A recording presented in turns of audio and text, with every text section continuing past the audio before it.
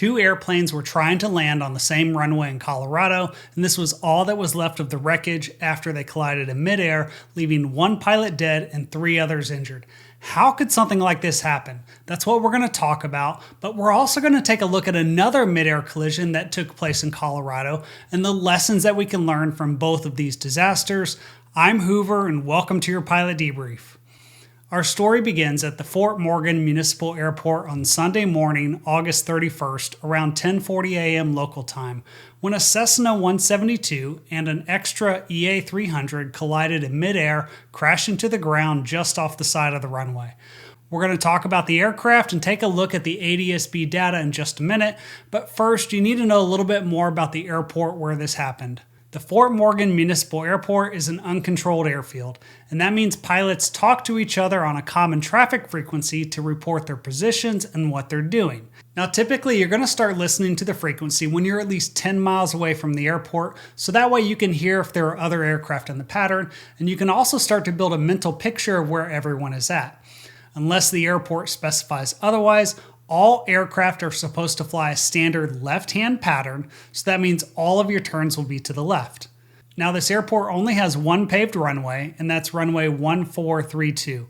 And from what we can tell so far, it looks like perhaps both aircraft were trying to land on runway 14 at the time of the crash. That being said, regardless of any radio calls that you make, the most important thing to keep in mind is that your number one responsibility as a pilot in this environment is to see and avoid other aircraft while also helping other pilots see and avoid your aircraft. But there are still a few other things you need to keep in mind when it comes to non-towered or uncontrolled airfields. First of all, the FAA encourages pilots to use a standard 45-degree entry to the downwind when you enter the pattern, because that's going to be one of the easiest ways to establish your spacing and separation from other aircraft. Usually you want to avoid a straight-in approach to the runway unless you have to do it because it's part of the visual approach at the end of an instrument approach procedure. The reason why is because when you fly a straight-in approach, you're going to have fewer opportunities to see and avoid other aircraft, and you also have fewer options to adjust your spacing or your timing because the only thing you can really do is slow down or speed up. But the most important thing to know is that when you're doing a straight-in, you don't have priority over other traffic in the pattern. Even if you're on an IFR flight plan and you're flying an instrument approach, you don't have priority over VFR traffic in the pattern. That's why if you're going to fly a straight-in approach, you need to be proactive about communicating on the radio and be very careful when there are other aircraft in the pattern. Now, don't get me wrong, I'm not blaming anyone for what happened. We don't have any of the audio yet from this tragedy, and the investigation has only just begun. That being said, the first aircraft we need to talk about that was involved in the crash is the 1975 Cessna 172M Skyhawk II. The aircraft was owned by a local flying club and 2 people were on board, but it's not clear who was behind the controls, how much experience they had, or what the purpose of the flight was. All we know for certain is that the ADS-B data shows that the aircraft took off from the Rocky Mountain Metropolitan Airport around 9:45 a.m. local time, and it's possible they were flying the RNAV GPS approach to runway 14, or maybe they were just using the approach to back them up for flying visually into the airport. Because we can see that they flew to Deck T, which is the initial approach fix, and then to the next fix lining up for the straight-in approach to the runway. We also know that at the time of the crash, the skies were clear with 10 miles visibility and the winds were variable at 5 knots, so weather most likely was not a factor in what happened. The other aircraft involved in the crash that we need to talk about was a 2015 Extra EA-300.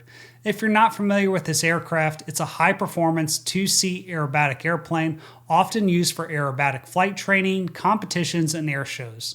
In this case, 2 people were on board the aircraft, but sadly one of them did not survive the collision. Now, just to be clear, the Metropolitan State University of Denver said their collegiate aerobatics team was participating in a competition at the airport that weekend, but the collision had nothing to do with the competition and no students were involved in the crash. What we do know from the facts so far is that according to the ADS-B data, the extra EA-300 was flying in the pattern and they made a left base turn and the 2 aircraft collided on short final. Now there's a couple of things that I want to point out from looking at the flight data. First of all, instead of making a 90-degree turn to base and then turning final, they almost made like a continuous 180-degree turn, and it looks like that led to an angling final. The problem with this is that when you don't roll out when you turn base, even if it's just for a second, you're not giving yourself an opportunity to visually clear final and make sure that there aren't any other aircraft in the way. The other issue is that when you're flying an angling approach like this, chances are more of your attention is going to be focused out in front of you, trying to correct your position to line up on the runway, and you're going to be less likely to notice another aircraft next to you on final. Now, if we go to the data from the Cessna, it actually has the extra 300's ADS-B data overlaid on here, and we can see that when the Cessna is on short final, the extra is 900 feet above them and still on the downwind. And again, without all the radio calls, it's not possible to know the circumstances that led up to this point, but if the Cessna had the other aircraft in sight, it's possible they assumed that the extra 300 would continue on the downwind and turn base to follow them, and with the high wing of the Cessna, they probably never saw the extra starting that turn early, putting them on a collision course. However, if we look at the data right here about halfway through the turn, you might be wondering, how did the extra 300 not see the Cessna in front of them? Now, in full transparency, this is the ADS-B data from both aircraft, so there could be a few small discrepancies here, but also the extra 300 might be belly up to the Cessna because they're in that left turn and focused on the runway. Either way, the two aircraft didn't see each other, at least not in time to do anything about it, and they collided just off the end of the runway. And from what I can tell from the wreckage, it looks like they got entangled and came crashing down to the ground together before catching on fire. However, what's amazing to me is that somehow 3 people managed to survive this tragedy. That brings us to the next Midair tragedy that also took place in Colorado a few years ago when a Cirrus SR-22 collided with a Fairchild Metroliner when they were both trying to land. This story begins on May 12, 2021 at the Centennial Airport near Denver, which is a much busier airport with a control tower that was directing all of the traffic taking off and landing. The first aircraft to talk about in this crash was a 2016 Cirrus SR-22, and there was nothing mechanically wrong with the aircraft that contributed to the crash. The pilot flying the plane was 59 years old, and he had a private pilot certificate with a single engine rating. However, the NTSB didn't provide any details regarding his total flight time, his training, or the experience that he had in the aircraft. The other aircraft involved in the crash was a 1978 Fairchild Metroliner being operated by a company called Key Lime Air. This aircraft is capable of carrying 19 passengers, but surprisingly, the flight was empty, with the pilot being the only person on board. The pilot flying the plane had an airline transport pilot certificate with single and multi-engine ratings, with over 11,000 hours of total flight time, including over 2,600 hours in the Metroliner. This is where it's important to understand that the Centennial Airport has parallel runways that were both in use at the time of the crash. And even though the airport has a control tower, one of the contributing factors to the crash was that they had 2 controllers, one working each runway. However, they were on different frequencies, but that's something we're going to talk more about in a minute. For right now, according to the investigation, the Cirrus SR-22 entered a right-hand traffic pattern for runway 17 right, and they were talking to the tower controller for that runway. Meanwhile, the Metroliner pilot was established on a straight-in approach to the parallel runway 17 left, and here's where everything started to fall apart. When the Cirrus pilot checked in with the tower, the controller told him that there was a Cessna 172 in front of him about to turn base, and he directed the Cirrus pilot to fly to the west short of Cherry Creek. Now, my guess is at that point, the Cirrus pilot was focused on trying to find the Cessna out in front of him, and that's most likely why his airspeed started to fall out of his cross-check. A few seconds later, the controller told him that the Cessna had turned right base, and when the Cirrus pilot said that he had the aircraft in sight, the tower said to follow them to the runway and cleared him to land. However, thrown into that radio call was also an advisory letting the Cirrus pilot know that there was a Metroliner on the approach to the parallel runway. And even though the Cirrus pilot said he had the traffic in sight, it became clear during the investigation that he was only referring to the Cessna and he never saw the Metroliner aircraft. And remember, this is all on a different frequency, so the Metroliner never heard any of these radio calls, and likewise, the Cirrus pilot couldn't hear the other controller talking to the Metroliner. A few seconds after the Cirrus was cleared to land, the other controller told the Metroliner that there was traffic at his 1 o'clock, referring to the Cessna that was landing on the parallel runway. However, the controller never warned the Metroliner pilot about the Cirrus aircraft. This is where I should mention that despite the communication issues and the fact that these two aircraft didn't see each other, they still never should have collided. That's because these runways are about 700 feet apart.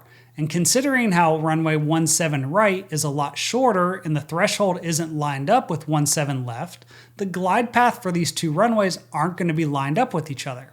However, what happened was that when the Cirrus pilot was on the downwind, he started to get too fast. And by the time he made the turn to base, he was doing 148 knots and he still had his flaps up. That was at least 50 knots faster than what Cirrus recommends when you have the flaps up during an approach. And as he started his turn to final, he was going 140 knots, resulting in a much larger turn radius than normal. And he ended up overshooting the extended center line of the runway.